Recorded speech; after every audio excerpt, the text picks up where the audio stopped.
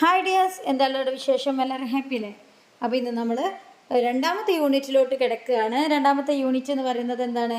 Mass മീഡിയയെ കുറിച്ചിട്ടാണ്. Mass media എന്ന് പറയുമ്പോൾ എന്താണ്? മാസ്, വലുത്, അങ്ങനെയുള്ളൊരു അർത്ഥം വരും. അതായത് ഒരു കൂട്ടം സമൂഹത്തിലേക്ക് നമ്മൾ ഒരുമിച്ച് ഒരു വലിയൊരു പോപ്പുലേഷൻക്ക് ഒരു ഇൻഫർമേഷൻ ഷെയർ ചെയ്യുന്നതിന്, അല്ലെങ്കിൽ വലിയൊരു സൊസൈറ്റിയിലോട്ട് നമ്മളൊരു ഇൻഫർമേഷൻ ഷെയർ ചെയ്ത് കൊടുക്കുന്ന മീഡിയക്കാണ് മാസ് കമ്മ്യൂണിക്കേഷൻ എന്ന് പറയാം. അല്ലെങ്കിൽ അതുപോലെയുള്ള മീഡിയകളാണ് മാസ് മീഡിയ എന്ന് പറയുന്നത്. അതായത് ടെലിവിഷനിലൂടെ ഒന്നോ രണ്ടാളാണോ കാണുന്നത്? അല്ല, ഒരു ലാർജ് പോപ്പുലേഷനാണ് കാണുക അല്ലേ? ന്യൂസ് പേപ്പറിലൂടെ ഒരു ഇൻഫർമേഷൻ ഷെയർ ചെയ്താൽ അതൊരു ലാർജ് പോപ്പുലേഷൻക്കാണ് എത്തുക. നമ്മൾ ഫോണിലൂടെ ഒരു ഇൻഫർമേഷൻ ഇതാക്കുകയാണെങ്കിൽ അത് മാസ് മീഡിയ ആണോ? ഇല്ല, നമ്മൾ ആർക്കാണോ ഫോൺ ചെയ്തിട്ട് പറയുന്നത് അവിടെ മാത്രമേ അത് കേൾക്കുള്ളൂ. ഒരു ഇമെയിൽ ആണെങ്കിൽ അത് മാസ് മീഡിയ ആണോ? അല്ല, കാരണം ആ ഇമെയിൽ അയച്ച വ്യക്തിക്ക് മാത്രമേ അത് കാണാൻ പറ്റത്തുള്ളൂ. സെയിം ടൈം ഇൻ്റർനെറ്റിലൂടെ, റേഡിയോയിലൂടെ, മൊബൈൽ ഫോണിൽ ഗ്രൂപ്പുകളിൽ ഇട്ടാൽ ഒരുപാട് പേർക്ക് എത്തും. സെയിം ടൈം നമ്മൾ പ്രൈവറ്റ് ആയിട്ട് ഇടുന്നുണ്ടെങ്കിൽ നമ്മളിൽ മാത്രമേ അത് എത്തുള്ളൂ അല്ലേ? അങ്ങനെയുള്ള കാര്യങ്ങൾ. ഇതാണ് മാസ് മീഡിയ എന്ന് പറഞ്ഞിട്ടുണ്ടെങ്കിൽ, അല്ലെങ്കിൽ മാസ് കമ്മ്യൂണിക്കേഷൻ എന്ന് പറഞ്ഞിട്ടുണ്ടെങ്കിൽ. ക്ലിയർ ആണോ? അപ്പം നമുക്ക് ഈ മാസ് മീഡിയകൾ എന്തിനൊക്കെ ഉപയോഗിക്കാം? ആളുകൾക്ക് ന്യൂസ് എത്തിക്കാൻ, ജനങ്ങളെ ഇൻഫോം ചെയ്യാൻ, എൻ്റർടൈൻ ചെയ്യാൻ, അതുപോലെ തന്നെ പെർസ്യൂട്ട് ദം, അതായത് പൊളിറ്റിക്സ് സ്പീച്ചസ്, ആഡ്, അവരെ സ്വാധീനിക്കാൻ ഒക്കെ നമുക്ക് ഈ മാസ് മീഡിയകൾ യൂസ് ചെയ്യാം. ക്ലിയർ ആണോ? എങ്ങനെയാണ് ഇനി മാസ് കമ്മ്യൂണിക്കേഷൻ വർക്ക് ചെയ്യുന്നതെന്നാണ് അടുത്തത് നമ്മൾ നോക്കാൻ പോകുന്നത്. Someone creates a message. അതായത് ചിലർ ഒരു മെസ്സേജ് ക്രിയേറ്റ് ചെയ്യും. ന്യൂസ് റിപ്പോർട്ട്, അഡ്വർടൈസ്മെൻറ്റ്, ഇങ്ങനെയുള്ള എന്തെങ്കിലും ഒരു റിപ്പോർട്ട് ക്രിയേറ്റ് ചെയ്യും. എന്നിട്ട് അത് എൻകോഡ് ചെയ്യും. രണ്ടാമത്തെ സ്റ്റെപ്പ് എന്ന് പറഞ്ഞിട്ടുണ്ടെങ്കിൽ അത് എൻകോഡ് ചെയ്യും. അതായത് അത് വേർഡിലേക്ക് മാറ്റും, അല്ലെങ്കിൽ ഒരു ഇമേജ് ആക്കി മാറ്റും, അല്ലെങ്കിൽ അതൊരു വീഡിയോ ആക്കി മാറ്റും. വേർഡ് എന്ന് പറയുമ്പോൾ പത്രത്തിൽ കൊടുക്കാൻ നമ്മൾ വേർഡ്സാണ് ഉപയോഗിക്കുക അല്ലേ? ഇമേജസ് എന്ന് പറയുമ്പോൾ നമ്മൾ സോഷ്യൽ മീഡിയ, ഇൻസ്റ്റഗ്രാം, വാട്സപ്പ്, അതിനൊക്കെ നമ്മൾ പലതും പോസ്റ്റേഴ്സാണ് ഉപയോഗിക്കുക.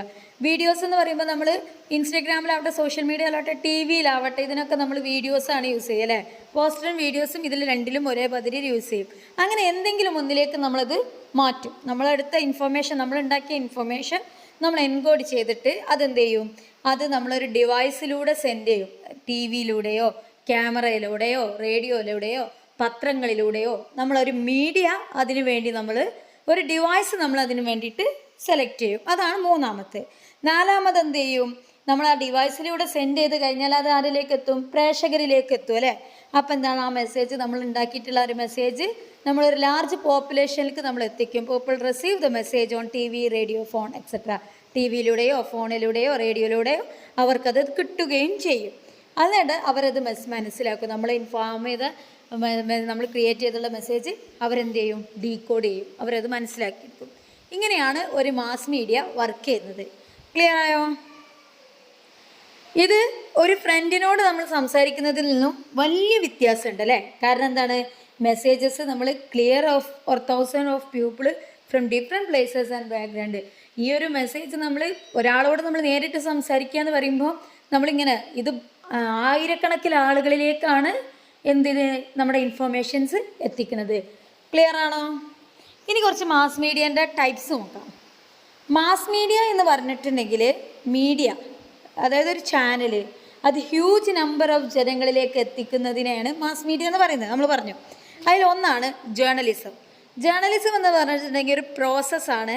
അത് കളക്ട് ചെയ്ത്, ചെക്ക് ചെയ്ത്, ഷെയർ ചെയ്യും ഇൻഫർമേഷൻസും ന്യൂസും. ജേർണലിസ്റ്റ് നമുക്കറിയാം, പത്രപ്രവർത്തകർ അല്ലേ? അത് ഈ വർക്ക് ചെയ്യുന്നവരെ നമ്മൾ ജേർണലിസ്റ്റ് എന്നാണ് വിളിക്കുക. അവർ എവിടെയാണ് വർക്ക് ചെയ്യുക? ന്യൂസ് പേപ്പറിൽ, ടി വിയിൽ, അല്ലെങ്കിൽ ഓൺലൈൻ ന്യൂസ് പോർട്ടലിൽ, ഇതിനൊക്കെ ജേർണലിസം യൂസ് ചെയ്യും. അവരെന്ത് ചെയ്യും? എന്താണ് ലോകത്ത് നടക്കുന്നത് എന്നുള്ളത് ഇതിലൂടെയൊക്കെ നമുക്ക് റിപ്പോർട്ട് ചെയ്തു തരും. അതാണ് ഒന്നാമത്തെ ടൈപ്പ് ഓഫ് മാസ് മീഡിയ. ഏതാണ്? ജേർണലിസം. രണ്ടാമത്തത് ബ്രോഡ്കാസ്റ്റിംഗ് ആൻഡ് ടെലികാസ്റ്റിംഗ് എന്ന് വെച്ചാൽ sending sound or video to many people. നമ്മുടെ സൗണ്ടിലൂടെ അല്ലെങ്കിൽ നമ്മുടെ വീഡിയോ രൂപത്തിൽ ഒരുപാട് ജനങ്ങളിലേക്ക് നമ്മൾ എത്തിക്കുന്നു. ഇതിനെയാണ് ബ്രോഡ്കാസ്റ്റിംഗ് അല്ലെങ്കിൽ ടെലികാസ്റ്റിംഗ് എന്ന് പറയുന്നത്. റേഡിയോയിലൂടെയും ടി വിയിലൂടെ, റേഡിയോയിലൂടെ ആണെങ്കിൽ നമ്മൾ വാർത്ത വായിക്കുന്നത് നമ്മുടെ സൗണ്ട് മാത്രമേ ജനങ്ങൾ കേൾക്കുള്ളൂ അല്ലേ? പക്ഷേ ടി വിയിലൂടെ ആണെങ്കിൽ നമ്മൾ ഇരുന്നിങ്ങനെ വായിക്കുന്നതും നമ്മൾ അതിനെ ഇതാക്കുന്നതും അതിൻ്റെ വിഷ്വൽസൊക്കെ എന്ത് ചെയ്യാൻ പറ്റും? ജനങ്ങൾക്ക് കാണാൻ പറ്റും. ഇതിനെയാണ് ബ്രോഡ്കാസ്റ്റിംഗ് ആൻഡ് ടെലികാസ്റ്റിംഗ് എന്ന് പറഞ്ഞത്. ടെലികാസ്റ്റ് എന്ന് പറഞ്ഞിട്ടുണ്ടെങ്കിൽ ടെലിവിഷനിലൂടെ ഒരു കണ്ടന്റ് കാണിച്ചു കൊടുക്കുന്നതിനെയാണ് ടെലികാസ്റ്റിംഗ് എന്ന് പറഞ്ഞാൽ. വെബ്കാസ്റ്റിംഗ് എന്ന് പറഞ്ഞിട്ടുണ്ടെങ്കിൽ അല്ലെങ്കിൽ ബ്രോഡ്കാസ്റ്റിംഗ് ത്രൂ ഇൻ്റർനെറ്റിലൂടെ നമ്മൾ കാണിക്കുകയാണെങ്കിൽ എന്താണ്, അത് വെബ്കാസ്റ്റിംഗ് ആണ്. പോഡ്കാസ്റ്റിംഗ് എന്ന് പറഞ്ഞിട്ടുണ്ടെങ്കിൽ നമ്മൾ റേഡിയോയിൽ പോലെയുള്ള നമ്മുടെ സൗണ്ടിൻ്റെ അവൈലബിലിറ്റിയാണ് പോഡ്കാസ്റ്റിംഗ് എന്ന് പറഞ്ഞിട്ടുണ്ടെങ്കിൽ. ക്ലിയർ ആണോ? മൂന്നാമത്തെ ഒരു ടൈപ്പാണ് ഇൻ്റർനെറ്റ്. ഇൻ്റർനെറ്റ് എന്ന് പറഞ്ഞിട്ടുണ്ടെങ്കിൽ ഹ്യൂജായിട്ട് നെറ്റ്വർക്ക് കണക്ട് ചെയ്യാൻ പറ്റും. കമ്പ്യൂട്ടറിലൂടെയും ഡിവൈസിലൂടെയും ലോകമെമ്പാടും നമുക്കിത് കണക്ട് ചെയ്യാൻ പറ്റും. നമുക്ക് ഇമെയിൽ ചെയ്യാം, ചാറ്റ് ചെയ്യാം, വീഡിയോ കോൾ ചെയ്യാം, വെബ്സൈറ്റിലൂടെ ലിങ്ക് ചെയ്യാം, യൂട്യൂബിലൂടെ, ഓൺലൈൻ ഗെയിംസിലൂടെ, ഇൻസ്റ്റഗ്രാമിലൂടെ, ഫേസ്ബുക്കിലൂടെ, വാട്സപ്പിലൂടെ, അങ്ങനെ തുടങ്ങി ഒരുപാട് ഒട്ടനവധി ഓൺലൈൻ മീഡിയകളുണ്ട് അല്ലേ. സോഷ്യൽ മീഡിയകളാണ് ഏതൊക്കെ? ഫേസ്ബുക്ക്, ഇൻസ്റ്റഗ്രാം, വാട്സപ്പൊക്കെ. അപ്പോൾ ഈ ഒരു ഇൻ്റർനെറ്റ് നമുക്ക് യൂസ് ചെയ്യാം. ക്ലിയർ ആണോ? പിന്നത്തതാണ് പബ്ലിഷിംഗ്. പബ്ലിഷിംഗ് എന്ന് പറഞ്ഞിട്ടുണ്ടെങ്കിൽ informations of creating content available to the പബ്ലിക്കിന് അവൈലബിൾ ആയിട്ടുള്ള ഇൻഫർമേഷൻസും ക്രിയേറ്റീവ് ആയിട്ടുള്ള കണ്ടൻറ്റുകളും ഉണ്ടാക്കുക എന്നുള്ളതാണ് പബ്ലിഷിങ്ങിൻ്റെ അർത്ഥം. അതായത് ബുക്കിലൂടെ, ന്യൂസ് പേപ്പറിലൂടെ, മാഗസീനിലൂടെ, modern publishing, website, blogs, online journals ഒക്കെ ഉണ്ടല്ലേ. അപ്പോൾ നമുക്കിങ്ങനെ കാണും ഓൺലൈൻ ജേർണൽസ് ഒരുപാടുണ്ട്. നമ്മളെ വനിത, അതൊക്കെ അത് ഓൺലൈൻ അല്ല, അത് ഓഫ്ലൈനാണ്. നമ്മുടെ ഒരുപാട് മാഗസീൻ, വനിത പോലത്തെ magazines, news papers, Manorama, Mathrubhumi, ഒട്ടനവധി ന്യൂസ് പേപ്പേഴ്സ് ഉണ്ട് അല്ലേ. പിന്നെന്താണ്, ഒരുപാട് ബുക്കുകളുണ്ട്. നമുക്ക് ഇൻഫർമേഷൻസ് പകർന്നു നൽകുന്ന ഒരുപാട് ബുക്കുകളുണ്ട്. ഇതിനൊക്കെയാണ് നമ്മൾ പബ്ലിഷിംഗ് എന്ന് പറയുന്നത്. ക്ലിയർ ആണോ? അടുത്തത് നമ്മളെല്ലാവരും അഡിക്റ്റ് ആയിട്ടുള്ള മൊബൈലിലൂടെ നമുക്ക് പവർഫുൾ ടൂളാണ് മാസ് കമ്മ്യൂണിക്കേഷൻ അല്ലേ. നമുക്ക് ന്യൂസ് വായിക്കാം, TV കാണാം, ആപ്പുകൾ യൂസ് ചെയ്യാം, എല്ലാം നമുക്കൊരു ഡിവൈസിലാക്കാം. പണ്ട് നമ്മൾ ഓരോന്ന് നമ്മളൊരു പത്രം വായിക്കുന്നതും TV കണ്ടിരുന്നതും റേഡിയോ കേട്ടിരുന്നതും ഈ എല്ലാ സംഭവവും നമുക്ക് ഈ മൊബൈലിൽ ഒരൊറ്റ ഡിവൈസിൽ ഇത് ചെയ്യാൻ പറ്റും അല്ലേ. അപ്പോൾ മൊബൈലാണ് ഇതിലെ പുലി. SMS നമുക്ക് മെസ്സേജ് ടെക്സ്റ്റ് ചെയ്യാം ബില്യൺസ് ഓഫ് പീപ്പിൾസിനെ. മൊബൈൽ ഫോൺ നമുക്ക് ആഡ്സ് കാണിച്ചു തരുന്നുണ്ട്, മ്യൂസിക് കേൾപ്പിച്ചു തരുന്നുണ്ട്, വീഡിയോസ് ഉണ്ട്. ഈ ബുക്ക് വരെ എന്താണെന്ന് മൊബൈലിൽ നമുക്ക് ലഭ്യമാണ് അല്ലേ. എന്നാൽ നമ്മുടെ കയ്യിൽ ഒതുങ്ങിയിരുന്ന് നമുക്ക് ശരിക്ക് അത് യൂസ് ചെയ്യാനും പറ്റും. ക്ലിയർ ആണോ?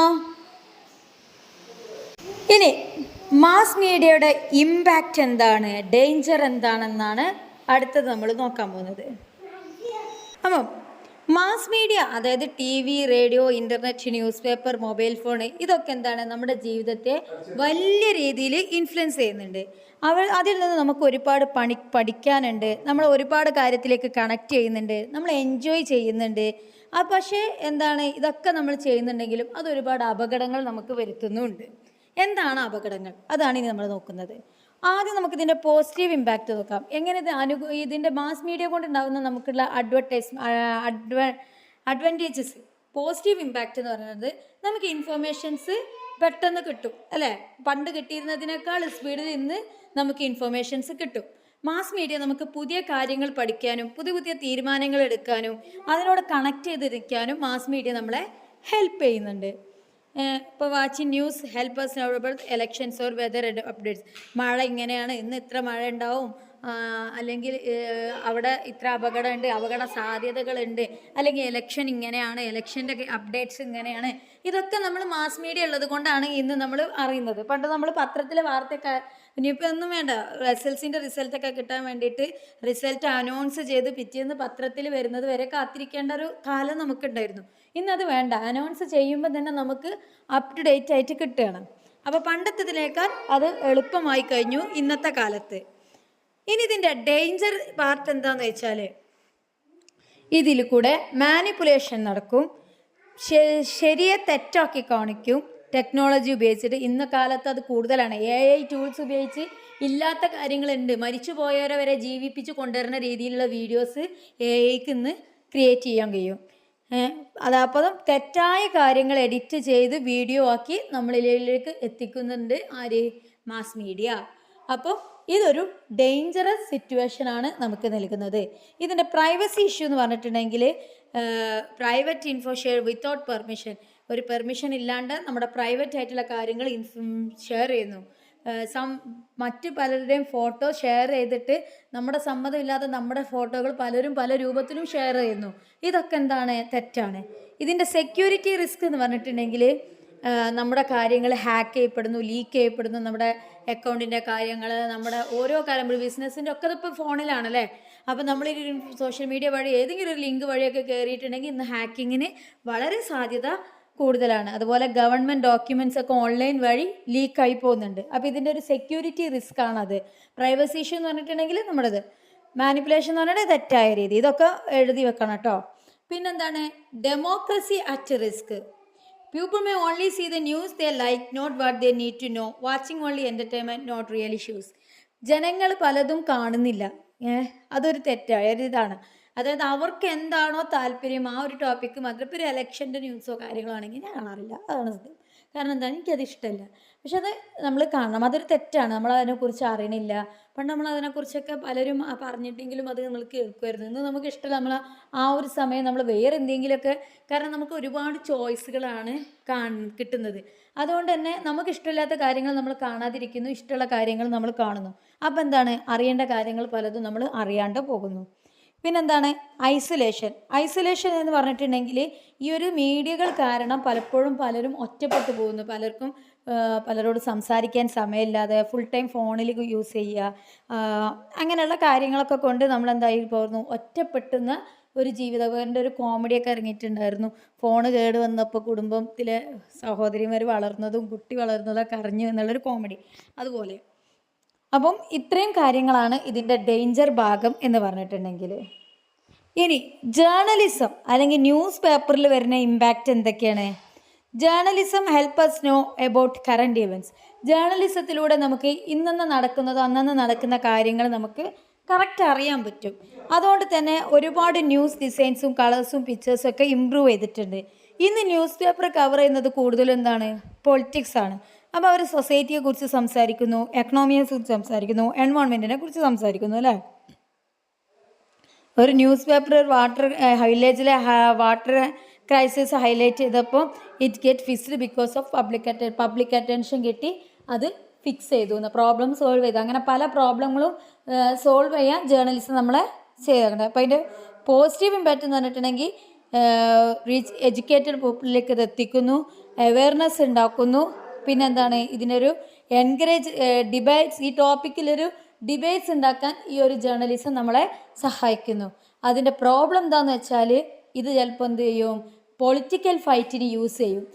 മറ്റവരല്ല, ആ പാർട്ടിയാണ് അത് ചെയ്തതെന്ന് പറഞ്ഞിട്ട് പാർട്ടി തല്ലുണ്ടാക്കിയിട്ട് അവിടെ അതൊരു പൊളിറ്റിക്കൽ ഫൈറ്റാക്കി ഉണ്ടാക്കും.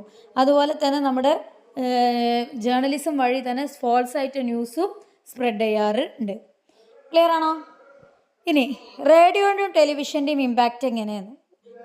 റേഡിയോയിലൂടെയും ടെലിവിഷനിലൂടെയും വില്ലേജസിലും സിറ്റീസിലും ഒരുപാട് കാര്യങ്ങൾ എത്തുന്നു. ബ്രോഡ്കാസ്റ്റ് ഒരുപാട് ലാംഗ്വേജിലുണ്ട്. അതുകൊണ്ട് തന്നെ എല്ലാവർക്കും പെട്ടെന്ന് രീതിയിൽ മനസ്സിലാക്കാൻ പറ്റും. അതുപോലെ ഇത് നല്ല ഇൻഫർമേഷൻസും എഡ്യൂക്കേഷൻസും എൻ്റർടൈൻമെൻറ്റും നമുക്ക് നൽകുന്നുണ്ട്. ഒരു ഫാർമർ വെതറിനെ കുറിച്ച് കേൾക്കുമ്പോൾ എന്ത് ചെയ്യും? അദ്ദേഹത്തിന് റേഡിയോ വഴി അത് അപ്ഡേറ്റ് ചെയ്യുമ്പോൾ അദ്ദേഹത്തിൻ്റെ കൃഷിയിടം സേഫാക്കി സൂക്ഷിക്കാൻ പറ്റും അല്ലേ. ടെലിവിഷനിലൂടെ ആണെങ്കിൽ എന്താണ്? വീഡിയോ കമ്പൈൻ ചെയ്ത്, സൗണ്ടും വീഡിയോയും കൂടി കമ്പൈൻ ചെയ്ത് ഒരു പവർഫുൾ റേഡിയോ ആക്കിയാണ് ടെലിവിഷൻ ചെയ്യുന്നത്. ഇത് ന്യൂസിനും എഡ്യൂക്കേഷനും നാഷണൽ ഡെവലപ്മെൻറ്റിനും നമ്മളെ ഹെൽപ്പ് ചെയ്യും. ഇത് ജനങ്ങൾ നമ്മളൊരു ആക്ഷൻ്റെ ഭാഗമാവാൻ നമ്മളെ സഹായിക്കും. ഇതിൻ്റെ ടി വിയുടെ ഡേഞ്ചറസ് ഭാഗം എന്താണെന്ന് വെച്ചാൽ ഇത് ഒരുപാട് വയലൻസും തെറ്റായ ലൈഫ് സ്റ്റൈലും നമുക്ക് കാണിച്ചു തരുന്നുണ്ട്. ശരിക്കും നമ്മൾ എന്താണോ ലൈഫ് സ്റ്റൈൽ, അതിന് പകരം മറ്റുള്ളവരുടെ ലൈഫ് സ്റ്റൈൽ എടുത്തിട്ട് നമുക്കത് കിട്ടിയില്ലല്ലോ എന്ന് ചിന്തിക്കുന്ന ഒരു രീതി. അതാണ് മാത്രമല്ല, ഇത് ചിലപ്പോൾ അഡിക്ഷൻ ഉണ്ടാക്കാം. നമുക്ക് റിയൽ ലൈഫും ശരിക്കും എന്താണ്, തെറ്റെന്താ ശരി എന്താന്നുള്ള കൺഫ്യൂഷൻ നമ്മളിലേക്ക് എത്തിക്കുന്നുണ്ട്. ഇതതിൻ്റെ ഒരു നെഗറ്റീവ് ഇമ്പാക്റ്റാണ്. അടുത്തത് ഫിലിം വഴി നമുക്കുണ്ടാവുന്ന ഇമ്പാക്റ്റ്. ഫിലിം എന്ന് പറഞ്ഞിട്ടുണ്ടെങ്കിൽ ഒരു മോസ്റ്റ് പവർഫുൾ മീഡിയ ആണ്. ഇന്ത്യ പോലെയുള്ള കൺട്രികളിൽ, പ്രത്യേകിച്ചും വിദ്യാഭ്യാസം കുറവുള്ള നമ്മുടെ കൺട്രികളിലൊക്കെ ഫിലിം ഒരു വലിയ ഇമ്പാക്റ്റാണ് നമ്മളിൽ ഉണ്ടാക്കുന്നുണ്ട്. ഇത് യൂണിവേഴ്സൽ വിഷ്വൽ ലാംഗ്വേജ് ആണ്. ഇതൊക്കെ എല്ലാവർക്കും മനസ്സിലാവുന്ന രീതിയിലുള്ള ലാംഗ്വേജുകളാണ് യൂസ് ചെയ്യുന്നത്. അതുകൊണ്ട് തന്നെ ഇത് നമുക്ക് എൻ്റർടൈൻ ചെയ്യുന്നുണ്ട്, നമ്മളെ ഇൻസ്പയർ ചെയ്യുന്നുണ്ട്, നമുക്കൊരുപാട് മാറ്റങ്ങൾ വരുന്നുണ്ട്, നമുക്കൊരുപാട് അവയർനെസ് ഉണ്ടാക്കി തരുന്നുണ്ട് ഇല്ലേ. മൂവി, ഒരു പെണ്ണിൻ്റെ റൈറ്റിനെ അല്ലെങ്കിൽ സ്വാതന്ത്ര്യത്തെ കുറിച്ചിട്ട് ഒരു ഫിലിം ഇറക്കുകയാണെങ്കിൽ അത് ഒരുപാട് ഗേൾസിന് എഡ്യൂക്കേഷൻ കിട്ടാൻ വേണ്ടിയിട്ടുള്ളൊരു ഇൻസ്പിറേഷനായിട്ട് മാറാറുണ്ട്. ഇതിൻ്റെ പോസിറ്റീവ് ഇമ്പാക്റ്റ് എന്ന് പറഞ്ഞിട്ടുണ്ടെങ്കിൽ ഇത് നല്ല നമ്മുടെ കൾച്ചറൽ ബാരിയേഴ്സോ ലാംഗ്വേജസോ ഒന്നും ബ്രേക്ക് ചെയ്യാറില്ല. പിന്നെ എന്താണ്, ഒരുപാട് ജനങ്ങളിലെത്തും, മാസ് ഓഫ് ജനങ്ങളിലെത്തും, പ്രത്യേകിച്ചും പാവങ്ങളിൽ ഇതെത്തും. അതുപോലെ നല്ല അവയർനെസ്സും ഇമോഷണൽ സ്റ്റോറീസിലൂടെ ഇമോഷൻസും ഇതിൻ്റെ അതൊക്കെ നമ്മളിലേക്ക് എത്തും. ഇതിൻ്റെ ഒരു പ്രോബ്ലം എന്ന് പറഞ്ഞിട്ടുണ്ടെങ്കിൽ ഒരുപാട് ഫിലിംസ് വെറും എൻ്റർടൈൻമെൻറ്റ് മാത്രമാണ് ഉദ്ദേശിക്കുന്നത്. അപ്പം എന്താവും, നെഗറ്റീവ് ബിഹേവിയറും ശരിക്കും സംഭവിക്കാത്ത, ജീവിതത്തിൽ ഒരിക്കലും നടക്കാത്ത കാര്യങ്ങൾ, അല്ലെങ്കിൽ ഈ ഭൂമിയിൽ ഒരിക്കലും ലോജിക്കില്ലാത്ത കാര്യങ്ങൾ വരെ അതിൽ റിയലായിട്ട് കാണിക്കും. ചില പൊട്ടന്മാർ അത് സത്യമാണെന്ന് ചിന്തിച്ചിട്ടുണ്ടെങ്കിൽ അത് അവരുടെ ലൈഫിൽ വല്ലാണ്ട് ബാധിക്കും. ക്ലിയർ ആണോ? ഇനി ഇൻ്റർനെറ്റിൻ്റെ ഇമ്പാക്റ്റ് എന്ന് പറഞ്ഞിട്ടുണ്ടെങ്കിൽ, മോസ്റ്റ് പവർഫുൾ ടൂളാണ് മോഡേൺ മാസ് കമ്മ്യൂണിക്കേഷനിൽ. അത് നമുക്ക് ഇൻഫർമേഷൻ ഷെയർ ചെയ്യാനും ഐഡിയാസ് ഷെയർ ചെയ്യാനും ന്യൂസും വീഡിയോസും റിസർച്ച് ഷെയർ ചെയ്യാനും നമ്മളെ ഒരുപാട് സഹായിക്കുന്നുണ്ട്. ഇപ്പോൾ ഒരു സ്റ്റുഡൻറ്റ് ഫ്രീ ആയിട്ട് യൂട്യൂബ് ക്ലാസ് പഠിച്ചുകൊണ്ട് മാത്സിൽ ഹൈ സ്കോർ വാങ്ങിയ കാലത്തൊക്കെ ഉണ്ട്. അതൊരു നല്ല ഇമ്പാക്റ്റാണ് അല്ലേ? അപ്പോൾ ഒരുപാട് പോസിറ്റീവ് എഫക്റ്റ് ഇതിനുണ്ട്. പെട്ടെന്ന് ഇൻഫർമേഷൻസും പെട്ടെന്ന് നമുക്ക് എടുക്കാൻ പറ്റും. അതുപോലെ തന്നെ നമുക്ക് പെട്ടെന്ന് കമ്മ്യൂണിക്കേറ്റ് ചെയ്യാൻ പറ്റും. അതുപോലെ നമുക്ക് ഒരുപാട് ഓൺലൈൻ ബുക്സ്, കോഴ്സ്, ലൈബ്രറീസ് ഒക്കെ നമുക്ക് പെട്ടെന്ന് ആക്സസ് ചെയ്യാൻ പറ്റും. അതുപോലെ നാച്ചുറൽ ഡിസാസ്റ്റേഴ്സ് ആയിട്ടുള്ള സ്റ്റോം ഒക്കെ ട്രാക്ക് ചെയ്യാൻ പറ്റും. ഇതിങ്ങനത്തെ കുറേ പോസിറ്റീവ് എഫക്റ്റ് ഇതിനുണ്ടെങ്കിൽ കൂടിയിട്ടും ഇതിനും ഒരുപാട് നെഗറ്റീവ് എഫക്റ്റുകളുണ്ട്. അതിൽ ചിലത് മാത്രമാണത്. ഇതിന് ഒരു കോണ്ടൻറ്റിന് ഇല്ലീഗലായിട്ടോ ഹാംഫുൾ ആയിട്ടുള്ള കോണ്ടൻറ്റ് ഉണ്ടാക്കാൻ സാധിക്കും. അതുപോലെ സൈബർ ക്രൈംസ്, നമ്മുടെ ഫ്രോഡുകൾ ഉപയോഗിച്ചിട്ട് നമ്മുടെ പല സമ്പത്തുകളും ഇല്ലാണ്ടാക്കുക, നമ്മുടെ ഫോട്ടോകൾ ദുരുപയോഗം ചെയ്ത് നമ്മുടെ സമ്പത്തില്ലാണ്ട് അങ്ങനെ ഒരുപാട് സൈബർ അറ്റാക്ക് ഇതിലൂടെ നടത്താം. അതുപോലെ നമ്മൾ സോഷ്യൽ മീഡിയക്ക് അഡിക്റ്റ് ആയിട്ടുണ്ടെങ്കിൽ നമ്മുടെ ലൈഫിൽ ഒരുപാട് പ്രോബ്ലംസ് നമുക്കുണ്ടാവും. മ്യൂസിക്, മൂവി, ബുക്ക് ഇതൊക്കെ ഇല്ലീഗലായിട്ട് നമുക്ക് ഡൗൺലോഡ് ചെയ്യാനും പറ്റും. ഇതൊക്കെ ഇതിൻ്റെ ഒരു നെഗറ്റീവ് എഫക്റ്റും കൂടെ ആണ്. ചുരുക്കി പറഞ്ഞാൽ മീഡിയക്ക് 2 ടൈപ്പ് ഉണ്ട്. പോസിറ്റീവ് ഇമ്പാക്റ്റും ഉണ്ട്, നെഗറ്റീവ് ഇമ്പാക്റ്റും ഉണ്ട്. ജേർണലിസം നമ്മളെ ജനങ്ങളിലേക്ക് സന്ദേശം എത്തിക്കുന്നുണ്ട്. അത് ഒരുപാട് അവയർനെസ് നമ്മളിലേക്ക് എത്തിക്കുന്നുണ്ട്. റിപ്പോർട്ട് ചെയ്തിട്ടും പ്രൈവസി ഇഷ്യൂസൊക്കെ ഇതിനുണ്ട്. അങ്ങനെ ഒരുപാട് കാര്യങ്ങളുണ്ട് അല്ലേ? അപ്പോൾ ഇത്രയും കാര്യങ്ങളാണ് ഈ ഒരു യൂണിറ്റിൽ പറഞ്ഞിട്ടുള്ളത്. വളരെ സിമ്പിളാണ്. നമുക്ക് തന്നെ ചിന്തിച്ചാൽ മനസ്സിലാക്കുന്ന, കുറേ പെട്ടെന്ന് തന്നെ നമുക്കിത് നല്ല സ്കോർ ചെയ്യാൻ പറ്റിയൊരു പേപ്പറാണ്. പെട്ടെന്ന് നമുക്ക് ക്ലിയർ ആക്കാൻ കഴിയും. അപ്പോൾ ഇത്രയേ ഉള്ളൂ. അപ്പം 3rd യൂണിറ്റുമായിട്ട് നമുക്ക് വീണ്ടും കാണാം. Till then miss Samastha signing out. Thank you for watching. Bye bye.